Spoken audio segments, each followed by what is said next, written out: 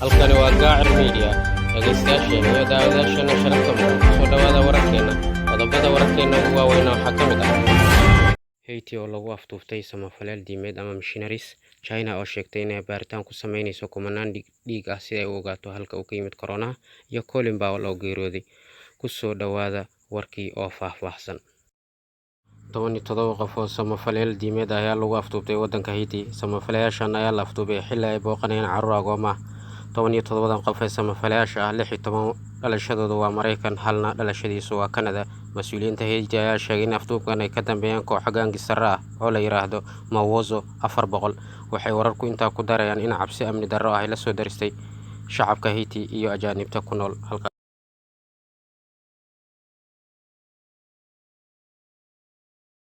kumanaan dhiig ah oo lagu aruuriyay laguna kaydiyay shaybaarka Wuhan ay dowladda Shiina sheegtay in ay baaritaan ku sameynayso si ay u ogaato asalka halka uu ka yimid caabuqa safmarka ee corona dowladda Shiina ayaa sheegtay mar kale in aysan marnaba ogolaanin wadamo ajaanib ah in ay yimaadaan dalkeeda si ay baaritaan ugu sameeyaan shaybaarka Wuhan waxaa xusid mudan sanadkii hore dowladda Shiina inay u diiday WHO in ay yimaado shaybaarka Wuhan si ay baaritaan ugu sameyso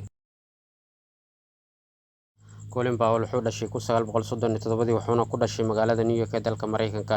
waalidiinta Colin Powell ay waxay ka soo jeedaan asal ahaantooda dalka Jamaica Colin Powell wuxuu ahaa qofkii ugu horeeyay ee madow ah ee noqda xogeyaha arrimaha dibadda ee Maraykanka Colin Powell oo ay taariikh nololeedkiisu ku asteysantay inuu ahaa askari kana gaaray darajada afar-xigla generaal ah ayaa wuxuu ka soo qayb qaatay 28 howlgalo military oo ay ka mid ahayd duulaankii wadanka Maraykanka ku qaaday dalka Ciraaq dagaalkaas oo geystay khasaare naf iyo maalba leh haddaba maalintii Isniinta ayuu Colin Powell geeriyooday sababta geeridiisa dhakhaatiirta waxay ku sheegeen